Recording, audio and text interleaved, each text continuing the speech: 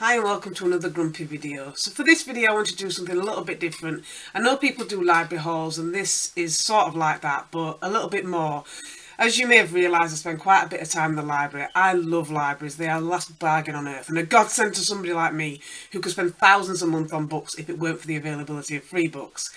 Because I'm in a few of the libraries in my local area so much, I've obviously become familiar to some of the staff over the years, and sometimes they will make recommendations to me based on what they think I might like. Sometimes that's books that are new releases that I didn't know about, sometimes it's just a book that they spotted and thought I might like. So here are three of the ones that they have recently recommended to me. So the first book is Max by Sarah Cohen Scally. I don't have a physical copy of this book because I've already read it and returned it to the library. And I can't do the picture floaty thing either because I'm a big old Luddite and I can just about manage to face the right way to film this video. So if you can see beyond the glare, this is the picture of the front cover. This book was recommended to me a couple of months ago. I'm quite fascinated by the Second World War, so something set in Nazi Germany was always going to appeal to me. So this book was fiction, although it's based on true events, and it was narrated from the first person perspective of a boy called Max. Although his name was later changed to Conrad, he always inside considered his true name to be Max. Now, Max was born on Hitler's birthday, and he was born as part of a eugenics program to create a superior race. In the beginning, it is a bit strange because he's narrating things from within the womb, and obviously that's not possible, and you don't have memories from before you're even born. So that took a little bit of getting used to. But if you can get past that, I do think the book was interesting. Max is raised without his biological mother as part of the programme, and this was the intention right from the start, even before he was conceived. The book describes to the best of Max's ability what goes on within the programme, although he often doesn't truly understand what is happening due to his young age, but it's pretty clear to the reader what he's talking about really. And I would definitely recommend this book to anybody who's interested in the Second World War, particularly if you don't really enjoy non-fiction, because this may be a more accessible book for those who don't enjoy the more heavy-going texts. The second book is Life as We Knew It by Susan Beth Pfeiffer, I'm not sure. This is a book that was recommended recently and I hadn't heard of it until it was recommended. I haven't read this one yet, but it's apparently dystopian, so that's a good start. Obviously, since I've yet to read it, I can't really give many details about it, but the description of the book is, if I can find it, no shops, no TV, no electricity, no daylight, no idea if your family is alive or dead. Could you survive? An asteroid will hit the moon at 9:30 this evening. The astronomers say there's nothing to worry about. What if they're wrong?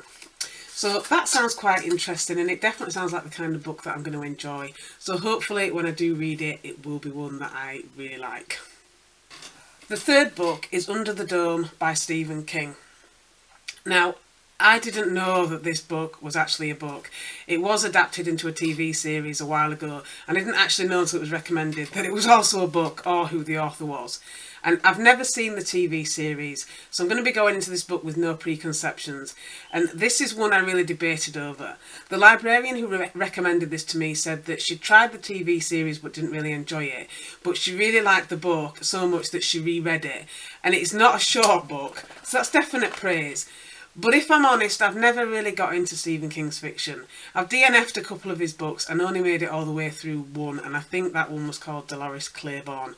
And even that I had to force myself. But that said, I don't want to dismiss it without giving it a try, since it is apparently dystopian.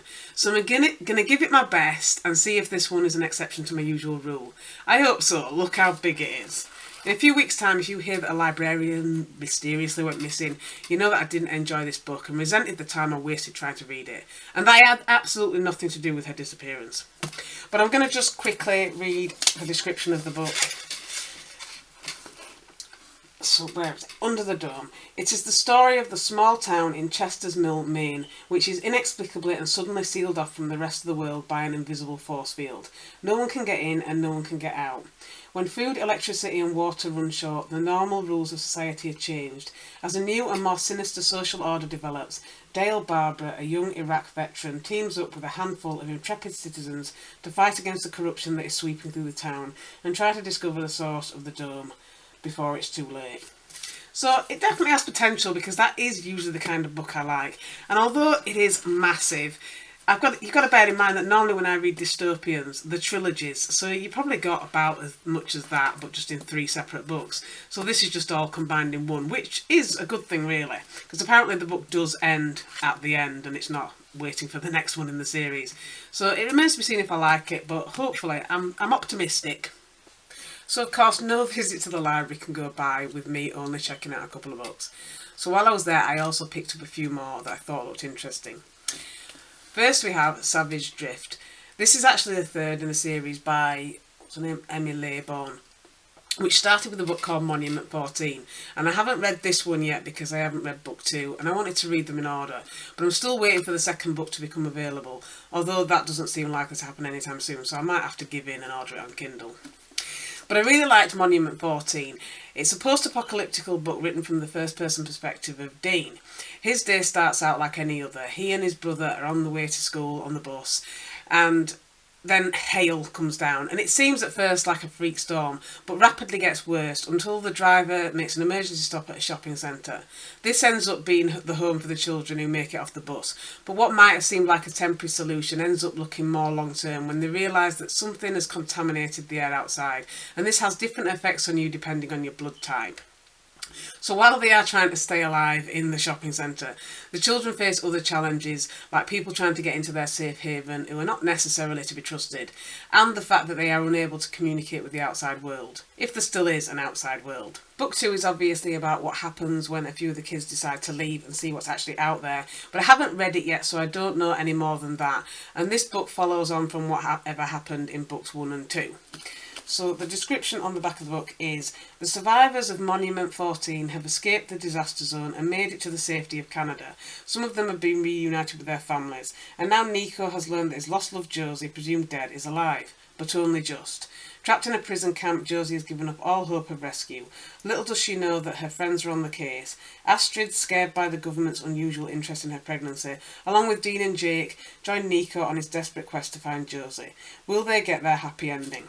So yeah, hopefully I will enjoy this book, but I definitely enjoyed the first one, but I do, like I say, want to read the second one before I move on to this one. The next book I picked up is 1984 by George Orwell, and it's really strange to think I haven't read this book considering my love of dystopian fiction, but I haven't. I've debated over trying it for many years, but so far I haven't done so. And I think the reason for this is the fact that we were forced at school to read Animal Farm, a book I did not enjoy. And the reason I didn't enjoy it was probably mainly because of the anthropomorphised animals. I really dislike talking animals in books, and despite the fact that I got the message that the book was trying to get across, well, the teacher told anybody that didn't get it anyway, I was not a fan of the method of delivery. And anyway, even if I could get my head around talking animals, there's no way I could have accepted the pigs would have come out on top. But enough about that. I'm optimistic that this book will feature humans rather than loquacious livestock, which would automatically make it more palatable for me. And I know that some of the terms in this book are commonly used today, so it would be good to see them in their original context. Plus, I am a bit disappointed with myself that it's taken this long to get round to reading it.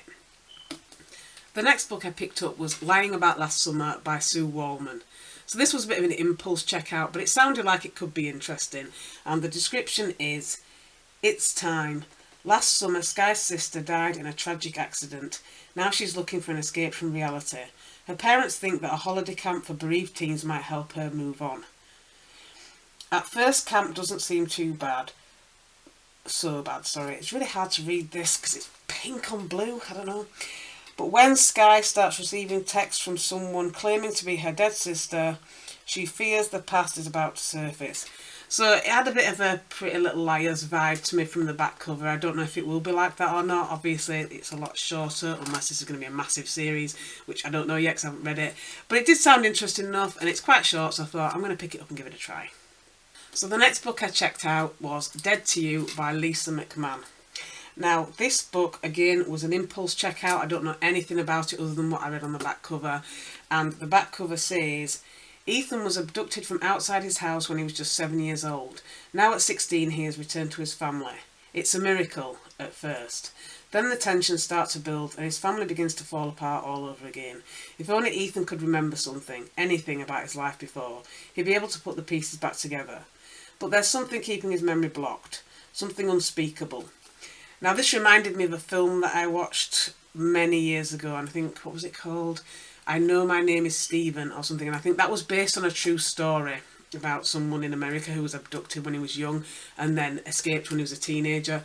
So I really got this out wondering if it was a bit like that. Obviously it's not the same character name and I don't think it's the same story, but again, it sounded quite interesting, so I thought I'd just give it a try. So the last book I took out was Concentrate by William Sutcliffe, and basically I just loved the cover of this book, all the graffiti on it. It just looked really interesting. I mean, it could be rubbish, I don't know, because I know nothing about this book. I'm not going in with any preconceived ideas, but it just looked really interesting. And I'll go the front cover and the back cover because there's writing on both of them. But the front cover says, 5 kids, 6 days, a city in meltdown, a moment that changes everything. And then on the back cover it says, Troy, Femi, Karen, Lee and Blaze were looking for trouble, but not this kind of trouble. They didn't expect to get famous. Now the world is watching to see what they will do next. This is a story of what happens when angry, overlooked teenagers find themselves face to face with the powers that be. This is what happens when you take a city off its meds. That is the sentence that got me wanting to read this book, basically. And yeah, again, quite small, bit of an impulse one, but it looks interesting, so hopefully it will be. So as always, thank you if you got this far without nodding off, and thank you for watching. Bye!